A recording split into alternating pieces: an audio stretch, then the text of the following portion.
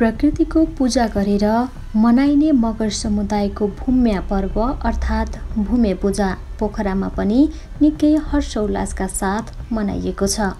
विशेष गरी 18 मगरात क्षेत्रमा बसोबास गर्ने खामभाषीका मगर समुदायले मनाउने यो पर्व गत वर्षदेखि पोखरामा पनि रोल्पा पोखरा सम्पर्क समाज र रुकुमेली एकता सम्पर्क समाजको संयुक्त आयोजनामा मनाउन थालिएको हो।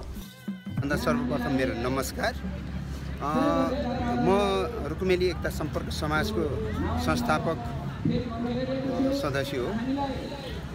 म स्थापना गरेको 2063 सालमा हो र हामी जति रुकुमबाट आएर यहाँ छरिएर बसेका मजदुर गरेर हामी जुन जीवन निर्वाह गरिरहेका छौँ, त्यसले गर्दाखेरि हामी यही पोखरामा चाहिँ नि एउटा पर्यटकीय क्षेत्र भएको कारणले गर्दाखेरि हामी यहाँ एउटा के महसुस गरियो भने चाहिँ हामी समाज मात्र स्थापना गरेर हुँदैन, हामीले यसमा केही हाम्रा गाउँ जन्मथलोका लोक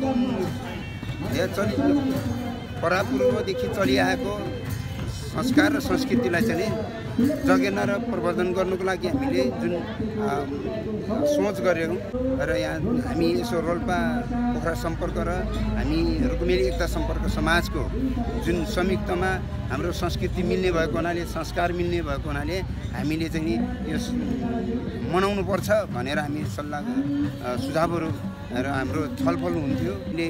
2080 सालदेखि हामीले एउटा कुनामा मनाइयो र हाम्रो रुकुमेली एकता सम्पर्क समाजको तर्फबाट र हामी यसै गरेर फेरि रोल्पाको साथीहरूले पनि ल मनाउनुपर्छ, हामी यो राम्रो हो, तपाईँहरूले स्थापना गर्नुभयो, हामी एकै ठाउँमा मिलेर चाहिँ गर्नुपर्छ भन्ने कुरो भयो। र यो भूमि पूजाको साथसाथै नाच गरिन्छ, किनभने भूमि पूजा गर्नुको मतलब के हो भने चाहिँ अब एउटा त्यहाँको जनजाति बसोबास सबै सम्पूर्ण मिलेर यो भूमि पूजाले है प्राकृतिक पूजक भएको हुनाले यो भूमि पूजा गरेपछि बाढी पहिरोदेखिबाट बच्न र रोग व्याधिबाट बच्न र यो कुनै यो अन्न बालीहरू राम्रो होस् भन्ने एउटा कामना सहितको पूजा गरेर अनि त्यसको खुसियालीमा नाच्ने नाच हो यो भूमि नाच।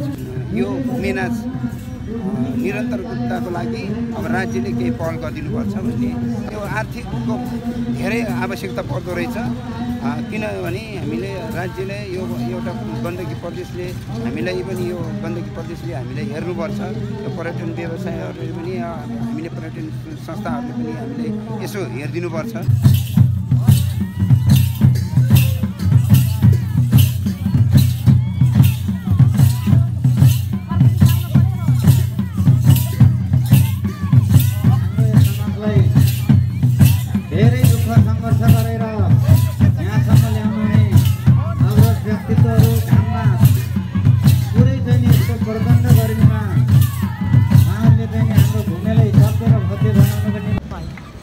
नमस्ते, मेरो नाम रामकुमार बुढामगर।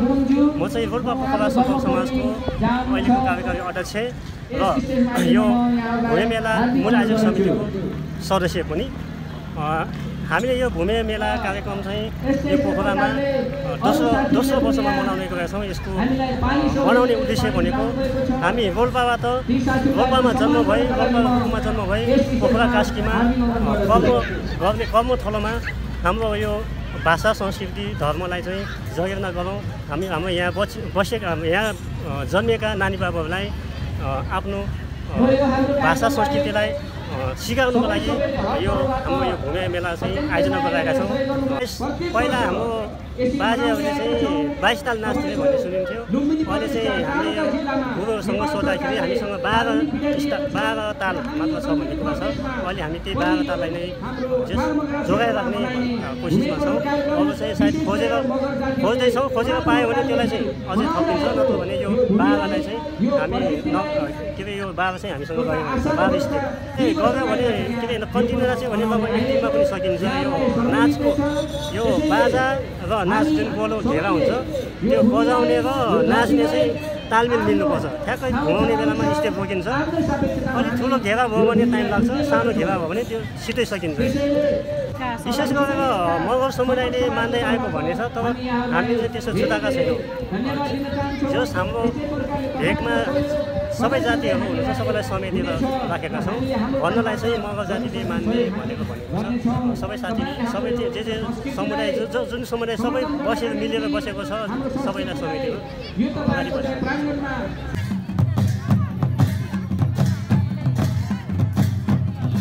अब विशेष गरेर यो थोरै चाहिँ रुकुमकोहरू, रोल्पाभित्रमा पनि त्यसरी खबालको जेलमाको फरक पनि छ नाचहरूमा।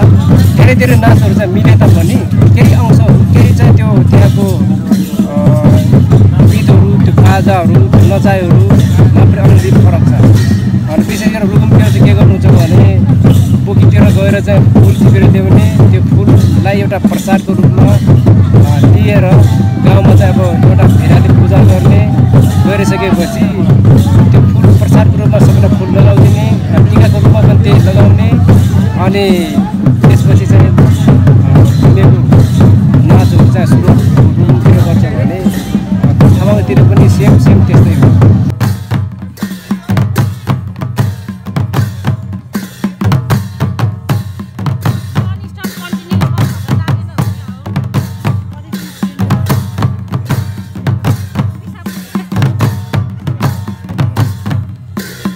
सबै युवा युवतीहरू गाजाबाजा सहित चाहिँ त्यहाँ गएर त्यो चाहिँ रूप लिएर त्यो अहिले चाहिँ यहाँ पनि अब यो नाचको बिचमा चाहिँ राखेको छ, गाडी छ है। त्यसमा चाहिँ दिएर त्यहाँ तपाईँको चाहिँ पूजा गरिन्छ त्यहाँ। त्यो फुलमा चाहिँ अब त्यो फुलको रूप एउटा चाहिँ देखाली सल्लाह हो। त्यसमा चाहिँ ढङ्गाहरू झुन्डाएर अब विशेष पूजा गरिन्छ। त्यसमा अब आफूले चाहिँ गच्छेर खप्लोले चाहिँ अब 2-4 पैसा त्यसलाई पुगिसकेर पुज्ने गरिन्छ। अनि त्यसपछि अब हाम्रो चाहिँ परम्परा अनुसार त्यो चल्दै आएको त्यो हाम्रो सारा चाहिँ भेडा चाहिँ पूजा चाहिँ गरिन्छ। गरिसकेपछि त्यसलाई सम्बन्धित ठाउँमा चाहिँ अब त्यो पूजा गरेको ठाउँमा चाहिँ अब त्यो जहाँ पूजा गर्ने ठाउँ हो, यहाँ हामीले चाहिँ ग्राउन्ड रूपमा चाहिँ गरिन्छ। गाउँघरमा जहाँ पूजा गरिन्छ त्यहीँ चाहिँ अब भेडालाई काटिन्छ। अनि काटिसकेपछि त्यसपछि यो नाच चाहिँ अब हाम्रो यो भूमि नाच अब सुरुवात हुन्छ। यो सुरु कसैले चाहिँ अब 3 दिन, कसैको कुनै ठाउँमा 4 दिन, 5 दिन, 6 दिनसम्म पनि यो भूमि नाच चाहिँ अब हुन्छ।